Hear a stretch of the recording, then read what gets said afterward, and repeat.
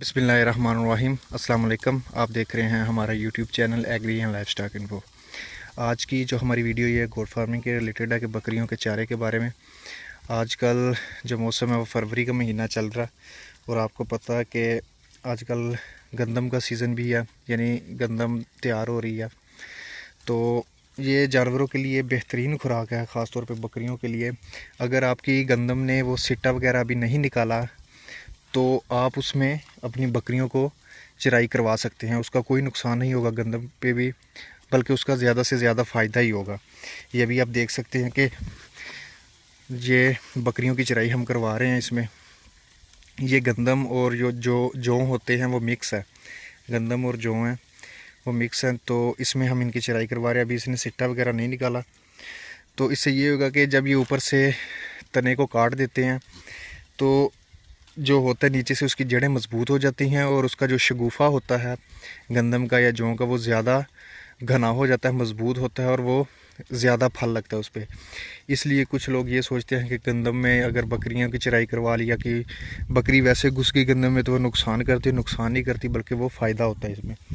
तो ये भी आपके सामने ये देख सकते हैं, हम इनकी चराई करवा रहे हैं इसमें। तो इससे ये होगा, एक तो इनका पेट जल्दी भर जाएगा, दूसरी ये इनके लिए गंदम जो है ये भरपूर तवानाई देती है, एनर्जी देती है जानवर को। और ये सबसे ज़्यादा परफेक्ट है, जो गंदम का दाना डालते हैं उससे भी ज़्यादा ये फ़ायदेमंद है इनके लिए।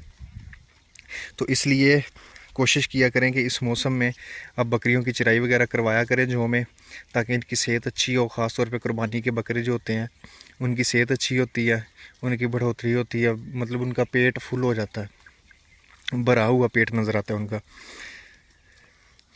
तो लाजमी ऐसे मौसम में इनकी चराई करवाया करें ताकि इनकी सेहत अच्छी हो और आगे कुर्बानी पे इनका बकरों का रेट वगैरह अच्छा बन सके। और जो बकरियां हैं उनके लिए सेहत के लिए भी बहुत परफेक्ट है।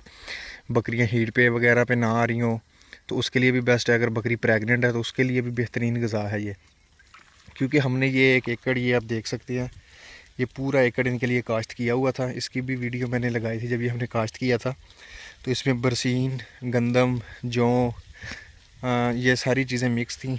अब ये तकरीबन ख़त्म होने पे है, ख़त्म होने पे नहीं है। इससे पानी वगैरह खुद ही नहीं लगाया था, पानी लगाते थोड़ी सी खाद डालते तो ये फिर इसने बड़ा जाने। लेकिन अभी हमने इधर कपास काश्त करनी है, इसलिए बरसीम और भी है जो हम इनको काट के डालते हैं सुबह के टाइम। और इस टाइम ये आप देख सकते हैं इनकी चराई करवा रहे हैं दोपहर के टाइम। तकरीबन 2 बजे का टाइम है, तो 2 बजे से 4-5 बजे तक इनकी इधर चराई करवाएंगे ताकि ये शाम तक अपना पेट फुल कर लें। अगर आप ऐसी जगह पर इनकी चराई करवा रहे हैं गंदम वगैरह में, जौ में, तो इन्हें किसी वंडे वगैरह की, किसी खल की, किसी भी चीज़ की इन्हें कोई ज़रूरत नहीं है। इनकी हर चीज़ ग़िज़ा इधर ही पूरी हो रही है। तो इसलिए वीडियो बनाने का मकसद यही है कि ये मत सोचा करें कि ऐसे गंदम वगैरह में बकरियां छोड़ी तो नुकसान होगा। कोई नुकसान नहीं होगा, बल्कि आपके लिए फ़ायदा है और जानवरों के लिए भी फ़ायदा है।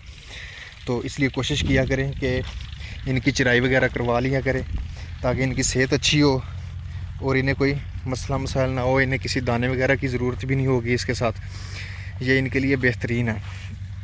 तो बाकी इसके अलावा आपको कोई और क्वेश्चन वगैरह हो तो आप कमेंट सेक्शन में पूछ सकते हैं। चैनल को सब्सक्राइब कर लें।